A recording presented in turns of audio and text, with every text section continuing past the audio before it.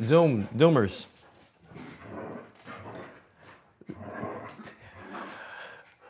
Y'all are missing this hilarious. They're literally doing spins right now in the room. Mr. Zoomer things.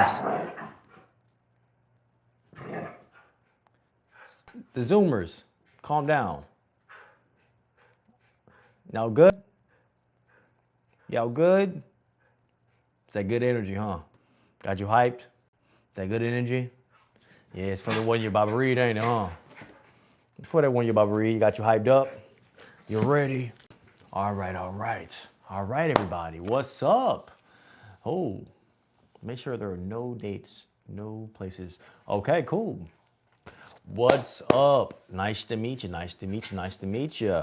Today, welcome to tonight's One Year Bible Read. If you don't know what this is, you're about to find out. This is our One Year Bible Read on the Limitless Core channel and on Core Extended. Um, I promise we're gonna get back on track on like a little time frame. We're just getting back adjusted to being at the house again. But welcome to tonight's daily, nightly, one-year Bible read, and let's get right into tonight's chapters. Right? What is today's day? If I don't ask, well, I turn my computer off. Good thing I have this one over here. What's today's date? It's the 18th. It's the 18th. Okay. So that means we're gonna be reading from the 20th. From the 20th. Give me 1 second to get to today's chapters, chat. How's everybody doing? Nice to see you. Nice to meet you. Hope you're having a beautiful, blessed night, day, whatever it is for you at this very moment, whenever you're watching me. Um, I'll see you. But it's time for the night's read, man. It's time to wrap up the day, get into the sleep, and get ready for bed, right? So let's get a good word real quick. So tonight's word, chat, is coming from Ezekiel 40:28 through 41, go to verse 26. We're following up Ezekiel with James 4:1 through 17. And then we get into Psalms 118:19 through 29. And we're going to wrap up tonight with Proverbs 28:3 through 5. Let me adjust my light so a little bit better reading light for myself and not blind myself, but just get a little better reading light. There we go. I feel like that's a thing that I'm a culprit of not doing well enough, is setting up the reading light properly, right? Let's get some of this juice real quick, get ready for.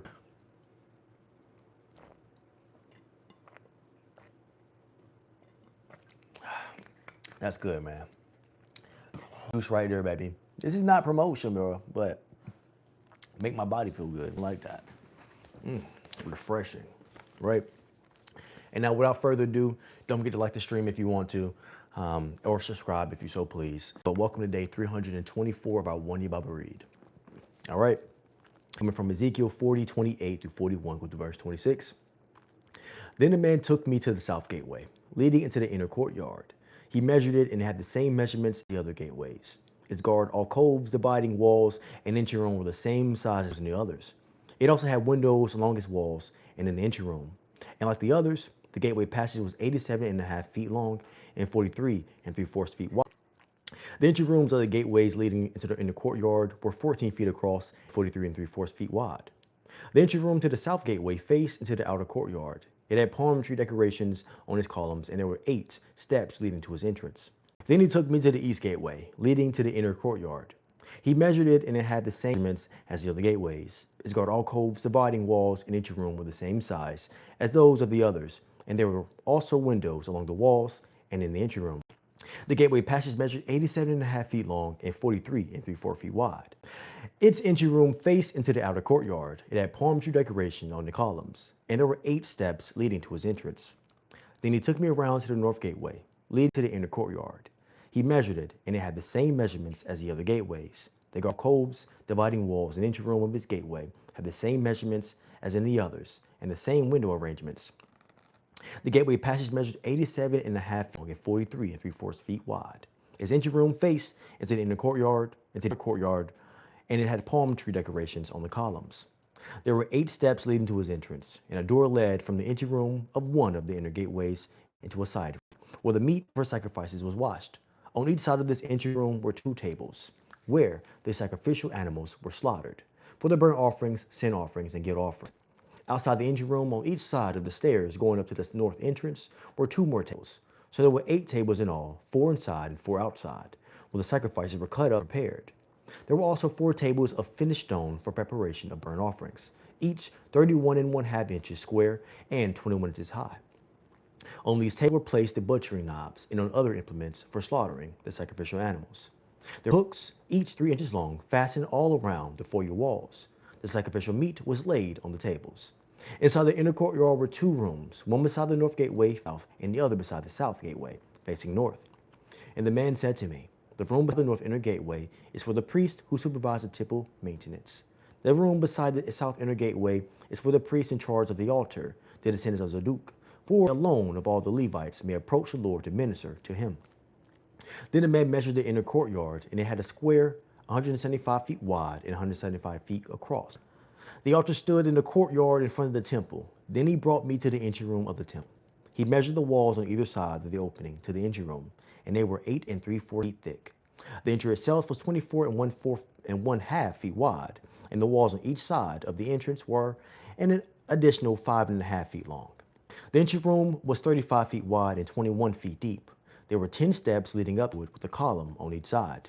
And after that, the man brought me into the sanctuary of the temple. He measured the walls on either side of his doorway, and they were 10.5 feet thick. The doorway was 17.5. Thank you for the likes. Stay blessed as well, Global. And how you doing, Juan? How you doing, everybody in TikTok chat as well?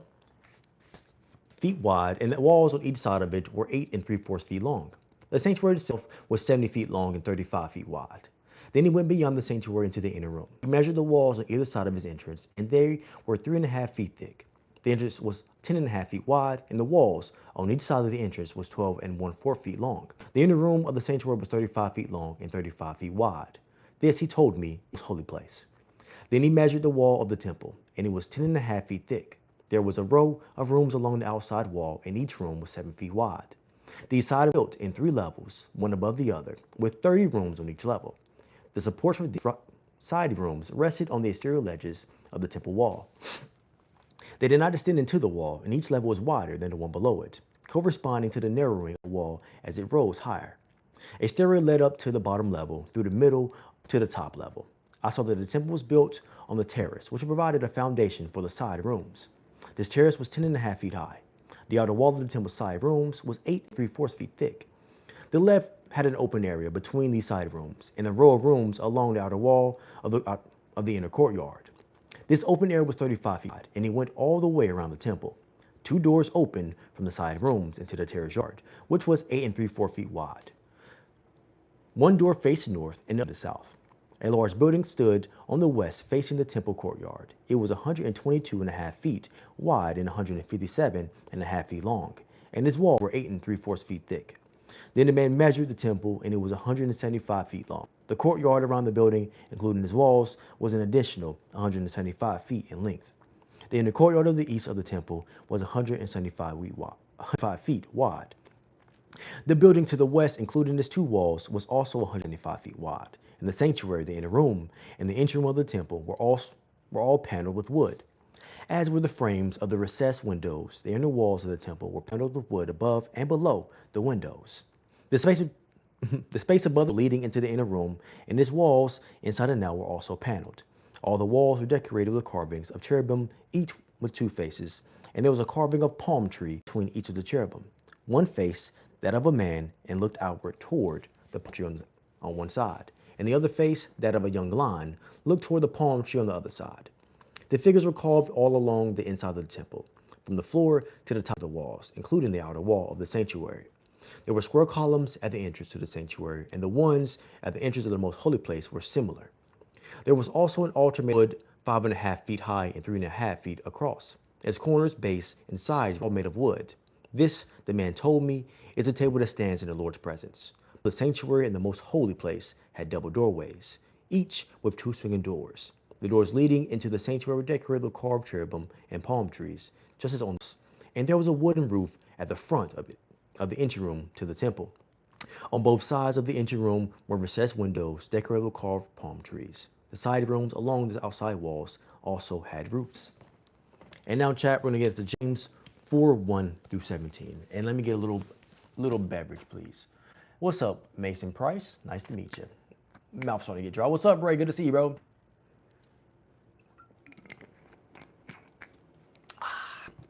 Need that. One day I'm gonna learn how to read without my mouth getting dry. I know it's a skill, and it's a skill I need to learn. Skill, and it's a skill I need to learn how to use. I'm gonna figure it out. It's all good. I saw you. You're probably busy, you know. So I understand. It's no big deal. You're probably busy. I understand. It's no big deal. Your prayer is always appreciated. Whether it's you know the outro. Whether it's for a minute, a second, or if you've been here for a while, no, it don't matter to me. I appreciate you showing up regardless. Well, let's get into James 4:1-17. What is causing the quarrels and fights among you? Don't they come from the evil desires at war within you? You want what you don't have, so you scheme and kill to get it. You are jealous of what others have, but you can't get it, so you fight and wage war to take it away from them. Yet you don't have what you want because you don't ask God for it. And even when you ask, you don't because your motives are all wrong. You want only what will give you pleasure. You adulterers. Don't you realize that the friendship with the world makes you an enemy of God? I say it again. If you want to be a friend of the world, you make yourself an enemy of God. Do you think the scriptures have no meaning? They say that God is passionate, that the spirit he has placed within us should be faithful to him. And he gives grace generously, as the scriptures say. God opposes the proud, but gives grace to the humble. So humble yourselves before God. Resist the devil, and he will from you. Come close to God, and God will come close to you. Wash your hands, you sinners. Purify your hearts, for your loyalty is divided between God and the world. Let there be tears for what you have done. Let there be sorrow and deep grief. Let there be sadness instead of laughter and gloom instead of joy. Humble yourselves before the Lord, and he will lift you up in honor. Don't speak evil against each other, dear brothers and sisters. If you criticize and judge each other, you're criticizing and judging God's law. But your job is to obey the law, not to judge whether it applies to you. God alone, who gave the law, is a judge. He alone has the power to save or to destroy. So what right do you have to judge your neighbor? Look here, you who say, today or tomorrow we are going to a certain town and will stay there for a year. We will do business there and make a profit. How do you know what your life will be like tomorrow? Your life is like the morning fog. It's here for a little while, then it's gone. What you ought to say is, if the Lord wants us to go, we will live and do this or that. Otherwise, you're boasting about your own pretentious plans, and all such boasting is evil. Remember, it is sin to know what you ought to do and then not do it. Okay, Alex, we really going, if you stay to the end of the stream, even if you don't stay, I'm still sending a prayer for you. But try to stay to the stream, and we'll do a little prayer to help you. Hope you feel better. Because you said you were sick like a few days ago too. It's been a little while since the last time I seen you. But last time you said you were sick too. So we're sending out a prayer for you. But let's get into Psalms 118:19-29. Open for me the gates where the righteous, and I will go in and thank the Lord. These gates lead to the presence of the Lord, and the godly enter. I thank you for answering my prayer and giving me victory. The stone that the builders rejected has now become the cornerstone. This is the Lord's doing. And it is wonderful to see. I need better lighting, man. I'm gonna have to move this lamp or something, bro, because it's hard to read in the shade, bro. The stone that the builders rejected has now become the cornerstone. This is the Lord's doing, and it is wonderful to see. This is the day the Lord has made, and we will rejoice and be glad in it. Let us go into the house of the Lord. Ooh, remind me of my childhood days. Please, Lord, please save us. Please, Lord, please give us success. Bless the one who comes in the name of the Lord. We bless you from the house of the Lord. The Lord is God, shining upon us. Take the sacrifice of cords on the altar. You are my God, and I will praise you. You are my God, and I will exalt you. Give thanks to the Lord, for he is good. His faithful love endures forever. Oh, give thanks. Oh, that's my song. Unto the Lord. Hey, don't judge singing. That's my song though. But let's get into Proverbs 28:3-5. A poor person who oppresses the poor is like pounding rain that destroys the crops. To reject the law is to praise the wicked. To obey the law is to fight them. Evil people don't understand justice, but those who follow the Lord understand completely. Read it one more time. Proverbs 28:3-5. A poor person who oppresses the poor is like a pounding rain that destroys the crops. To reject the law is to praise the wicked. To obey the law is to fight them. Evil people don't understand justice, but those who follow the Lord understand completely. And now, look both ways. Look both ways before you cross the road. Okay, let you get your chance to read this. Look both ways. Look both ways. Look both ways. Look both ways. It is easy to observe what others are doing wrong and be aware of what they need to work on. It is more difficult to honestly look within ourselves, see our defects, and go to work on all that is at war within us. Just as we can be so focused on others that we don't work on ourselves, we can go to work on ourselves and not have time to obsess over someone else's problems. The other benefit to looking inside ourselves is that it creates compassion and understanding for the problems others face. And chat, that is the end of the day's 1 year Bible read, day 324 in a row. But if you want to stay for the prayer, don't. All right. Okay. Before we get into the prayer, though, we have to discuss prayer before we get into it, right? And we're going to keep doing this as long the way. But let me get a bev drink real quick.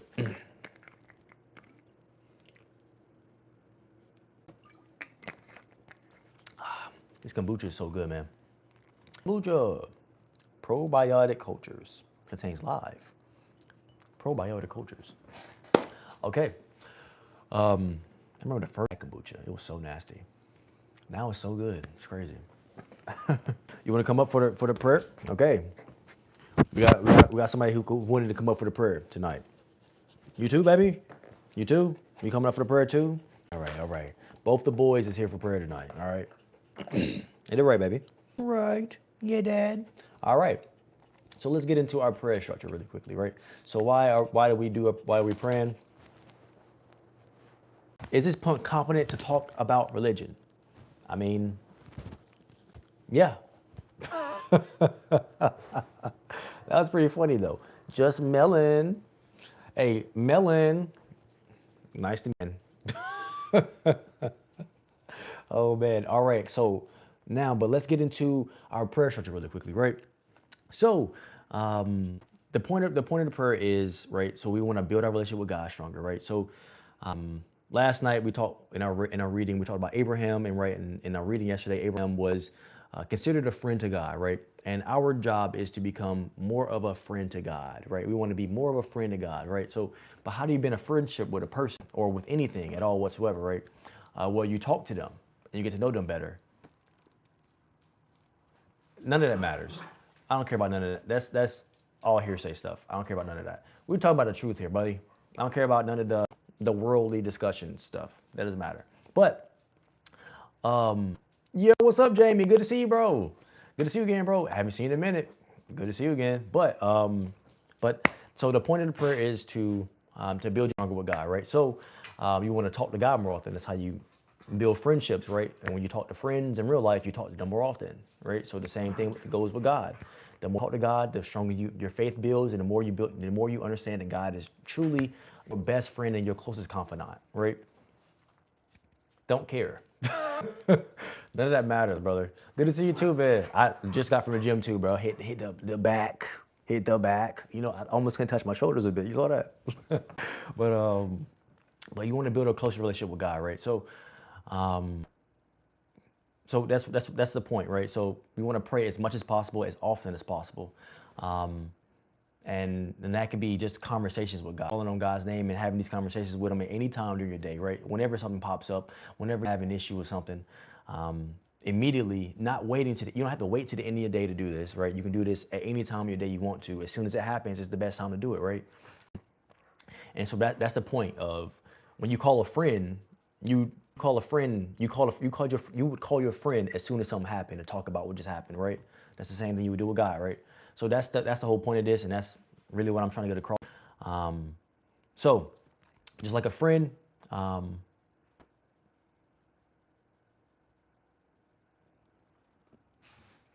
no, I don't, because none of that matters. None of that matters. That's worldly conversation, brother. But it's okay. And there's a lot of information out there, and it's very confusing, and it can make you do a whole lot of other stuff that don't matter, right? Um,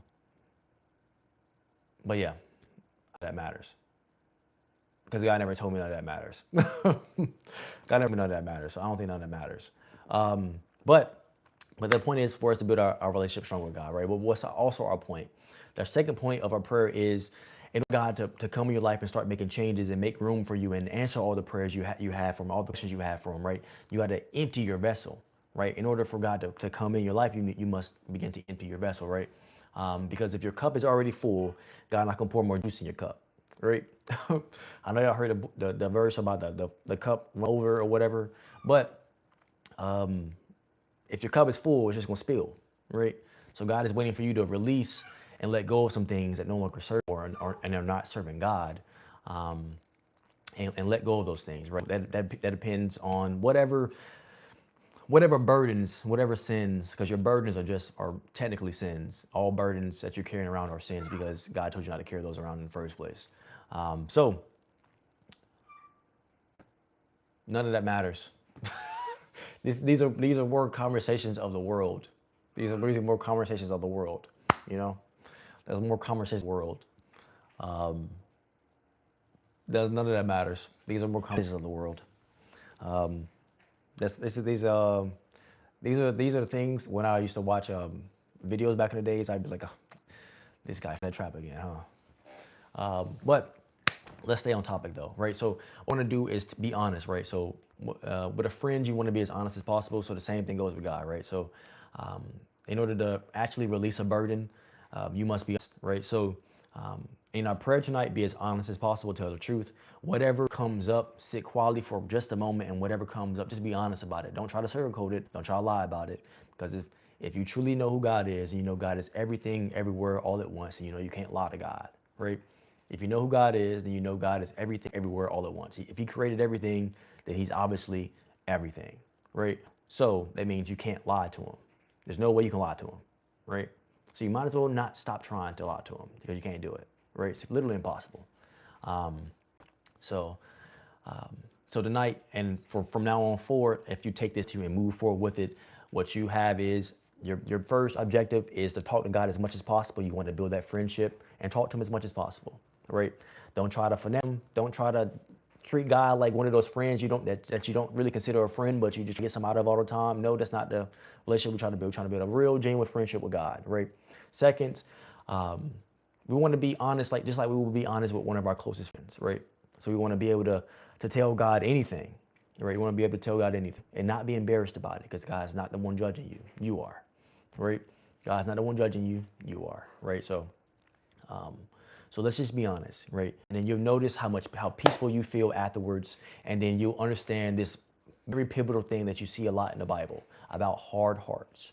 You know, hard hearts deflect blessings, right? So if you're carrying around burdens, eventually your heart begins to harden up, right? The more burdens you carry around, the harder it gets, and the more blessings you deflect, right? So in order to stop deflecting your blessings, in order to be open to the blessings God has for you, you got to find your best friend. Be honest with God and stop trying to lie to Him, right? Let those burdens go because burdens, all they do is harden your heart. All the burdens do is harden your heart and they deflect your blessings, right? So now that you know the point of prayer, now you know the prayer, let's actually pray for real. Let's actually see the changes in our lives. Let's actually be ready and open to receive the blessings that we need to receive in life and take the guidance that we need to be able to take, right? So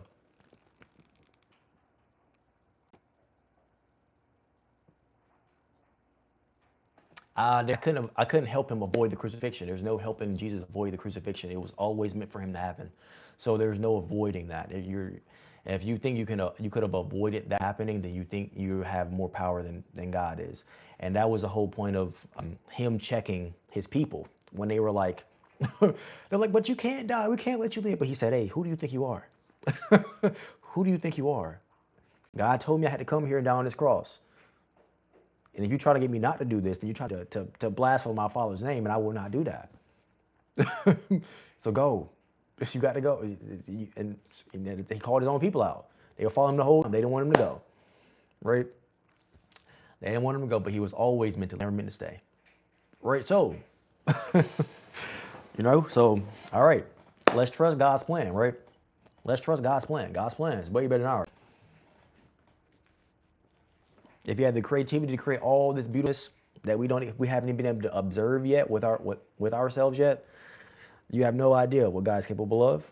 So let's just enjoy God for real. All right. All right. So let's get into tonight's prayer though. Welcome everybody who has joined recently. This is day 324 of our 1 year Bible read. That means we're reading every single day for 324 days. And we're doing 365 days. If you want to join us, we read about around 8 p.m. to 9 p.m. EST. And now it's time for our prayer, right? So you don't have any reason to be embarrassed. And I'm going to show you why you don't have any reason to be embarrassed by hearing how I pray, okay? What's up, faith? By hearing how I pray. So there is no real big whole crazy thing that's going to happen. I'm just going to have a conversation. I'm just going to have a conversation to be honest, about the things that I need in life and about the support I'm still looking for, and trusting God and having faith that He's heard me and He's moving forward with me. For sure. All right. So God, tonight,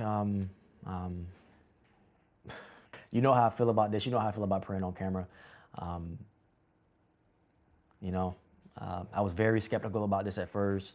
I didn't want to be show out of you and being disrespectful in any kind of way, and I was very nervous about it. But I mean, you keep getting me to do this, so I'm gonna keep doing it.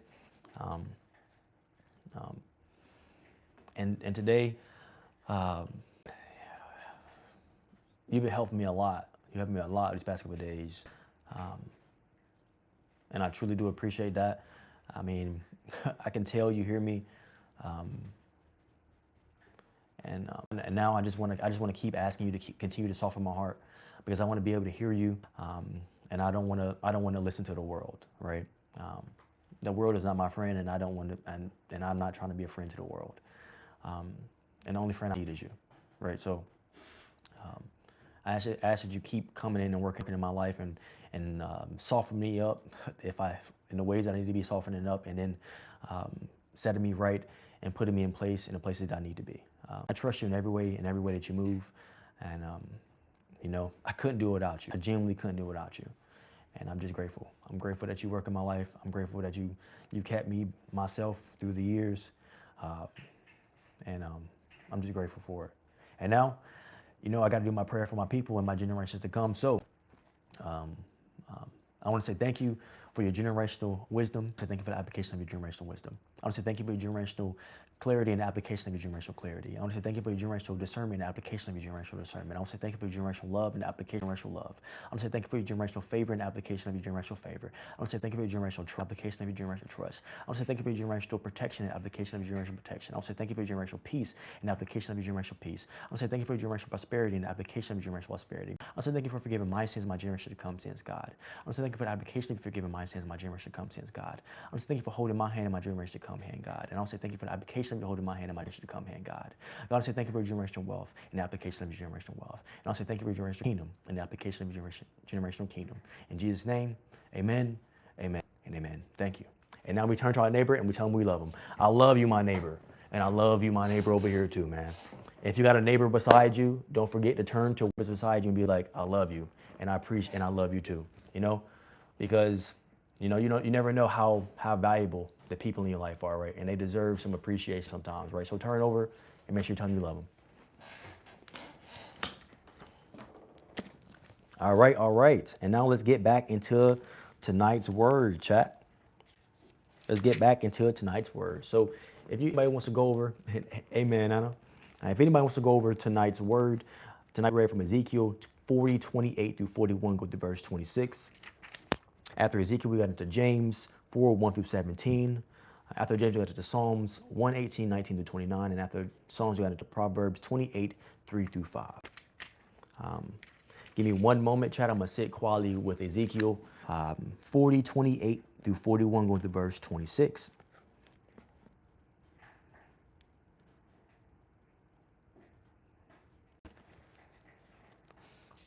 The exactness of God, man.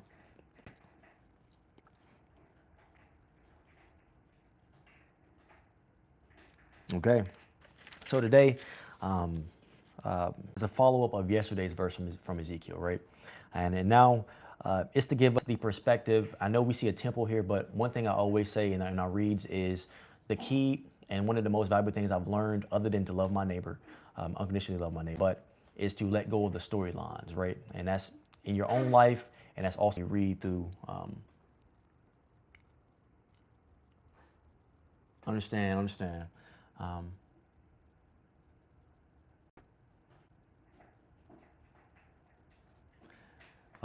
Definitely, definitely. What's up, Seed? How you doing, Abraham? Good to see you, man. But in Ezekiel, it is the exactness of God, right? Before I got into that, though, I was saying to let go of the story. Even in life, the objective is in a way that we can make changes and see these changes and let go of things that happen in life is to let go of the storylines that happen to us in life, right? So remember this very important thing. Um, Storylines happen, things in life happen, but that is not the end of the chapter, and that's not the whole thing, right? But if you can let go of the story, you can step back and you can see what you're supposed to be seeing, right? So, um, let go of the story and remember to to take a step back sometimes. But in Ezekiel today, we're talking about the exactness of God, right? So, how exact God moves, right? So sometimes we get very upset, um, voice crack, with uh, with God sometimes, right? We think God is supposed to move in this specific way, and do these very specific things that we want Him to do. And if He's not doing it in our way, then He must be doing something wrong, or we must be doing wrong, right? Um, and that is absolutely not the case. Um,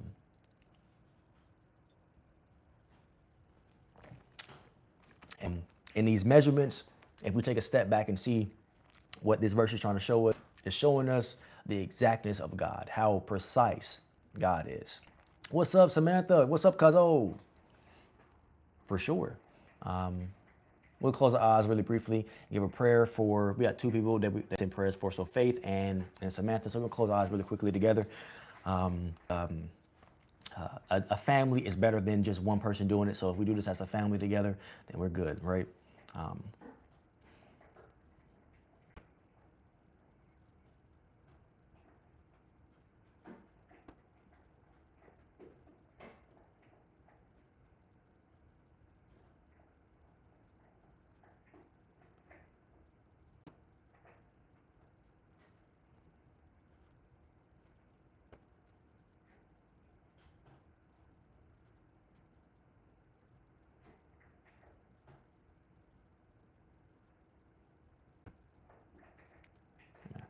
Thank you. Okay. Uh, Thank you. Um, but yeah, so Ezekiel is telling us about the exactness of God, right? So, and and so we need to learn how to accept that God works in God's way, right?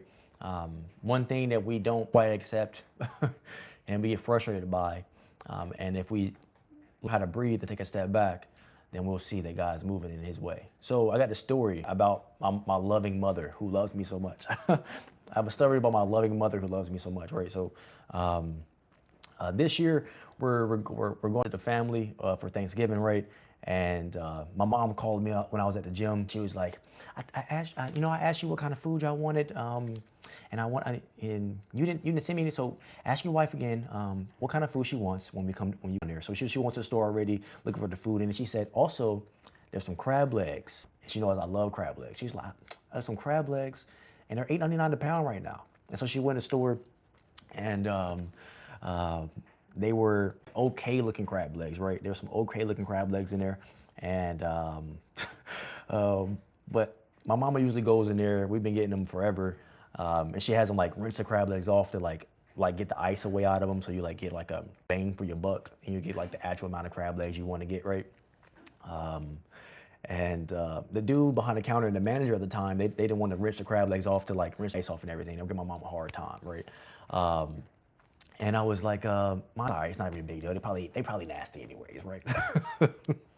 She was like, they look that good anyway. So I was like, they're probably nasty anyways. It's okay. It's all good. It's not even a big deal. Um, but as she was leaving, like I got this overwhelming feel like calm my mom down, right? So I was like, Mom, it's all good, because like a person she knows is the manager there tomorrow, right? So that could be God like working in the midst of getting us better quality crab legs. You feel me? So and then it's a person that she knows, so they're definitely going to like probably rinse off the crab legs for her or whatever, right? Um, and like look out and everything, right? So I was like, it's not even that big of a deal. The person is gonna be working on tomorrow. They're probably gonna look out way more or whatever. And then There'll be probably more than likely be fresher crab legs tomorrow, right? And and she was like, they're gonna give us the same price tomorrow anyway, so it's all right. So it's no big deal then, or no big deal. So I was like, and then she was like, you right. I was like, yeah, probably. I was like, yeah, probably. And I was like, and I just said thank you, like, because whenever I get like some advice to help out, the family or whatever, I thank you because, it helps out, right? We don't want everybody to be frustrated and stuff, right? Everybody be calmed and everything.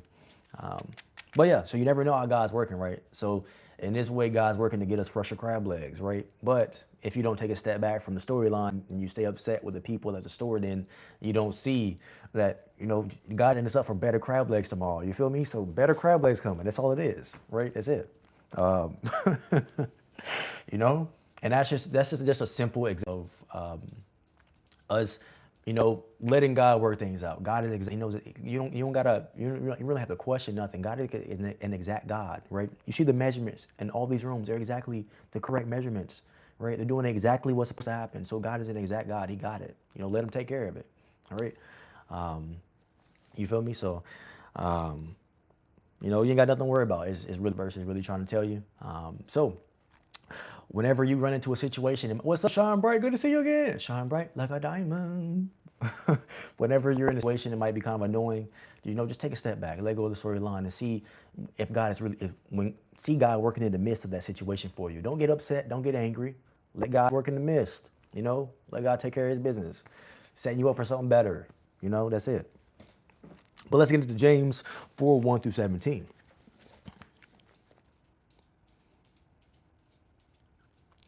Ooh. So in 4 James, we're going to read this first verse here, right? So first verse, coming from 4:1-17. What is causing the quarrels and fights among you? Come from the evil desires at war within you. You want what you don't have, so you scheme and kill to get it. You are jealous of what others have, but you can't get it, so you fight and wage war to take it away from them. You don't have what you want because you don't ask God for it. And even when you ask, you don't get it because your motives are all wrong. You only want what will give you pleasure. Only want what will give you pleasure. Um, Now, if you pray to God for something and He didn't answer that prayer, right? Right, and you can't in the sincere way possible, right? Then, then, and then that moment is time to consider what you're praying for. And that moment is time to consider what you're praying for. And if what you're praying for is something that would actually benefit in any way more than just yourself, right? Because if that what you're asking for is only going to benefit just you and it's going to hurt everybody else around you, God probably won't give it to you. And you know why? Because God is God. Because a bad God would give you that terrible thing that would hurt around you. A bad God would give you that terrible thing that would hurt everybody around you, but would make you feel good about yourself. Right?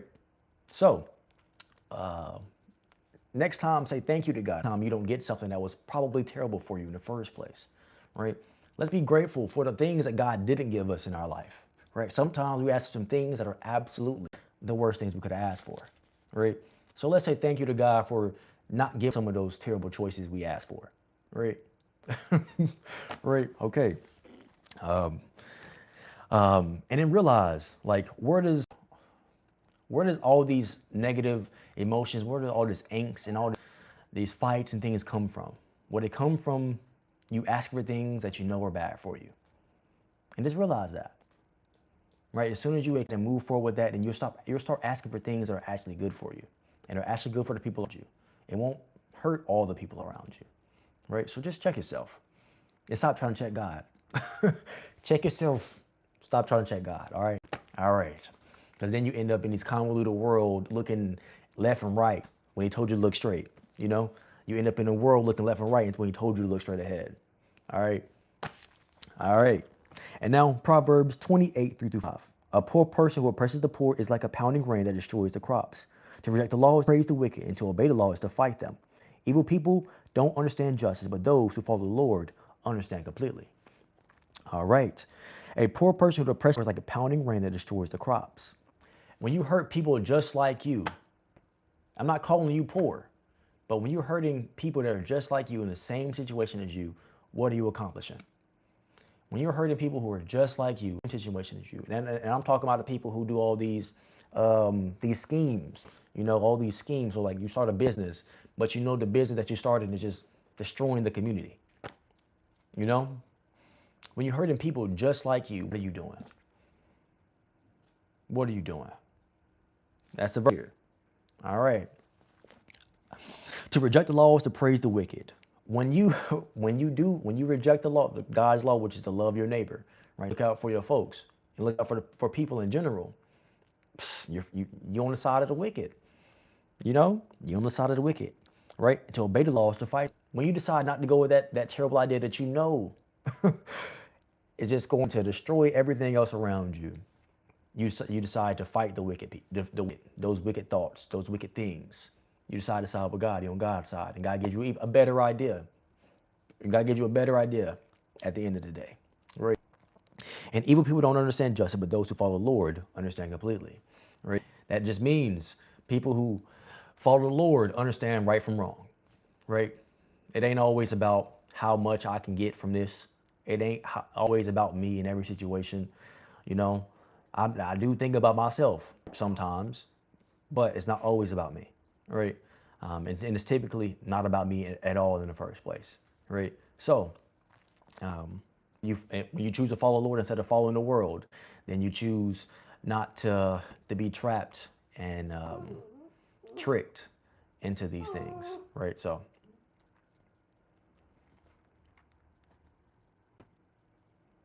you're just asking arbitrary questions, Melon, but it's okay, brother. It's understandable, man. And now look both ways. It is easy to observe what others are doing wrong and be aware of what they need to work on. It is more difficult to honestly look within ourselves and see our defects. What's up, baby? And go to work on all that is at war within us. Just as we can be so focused on others that we don't work on ourselves, we can go to work on ourselves and not have time to obsess over someone else's problems. The other benefit is to looking inside ourselves and that it creates compassion and understanding for the problems others face. All right. Now, when you look at yourselves, right, and you take a good look at yourself, you decide to stop putting everybody else down because you understand all going through it, man. And we all have to make choices. And sometimes everybody don't always make the best choice, but we try, man. Right? We try, right? And everybody can towards, hopefully being the best version of themselves, right? So let's support our neighbors and uplift our neighbors instead of trying to put them down and seeing all the bad things they do. Right? It's easy to see all the bad things other people do, but it can sometimes be challenging to look at them and see, hey, but I know you're trying, and it's okay, man. I support you regardless. All right. And now, chat, all good. It's all good, Abraham, bro. We don't have. It's okay. It's understandable. When people go, it's a big world. There's a lot of information going on right now. You got to be understanding from that. I've been in this area before, right? So, when it's a lot of information, it's confusing, right? And make sure I ask a lot of questions.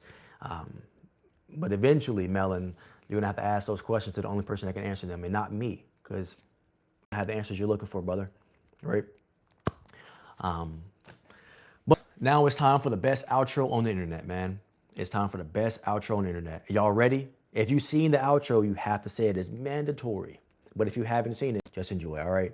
We all got that limitless core, baby. I appreciate you. I even love you, but I'm for sure glad you woke up today. Thank you for joining me for another One Year Baba Read on the Limitless Core channel and on Core Extended. I truly do appreciate you. And if nobody told you, presence is the most valuable thing you have.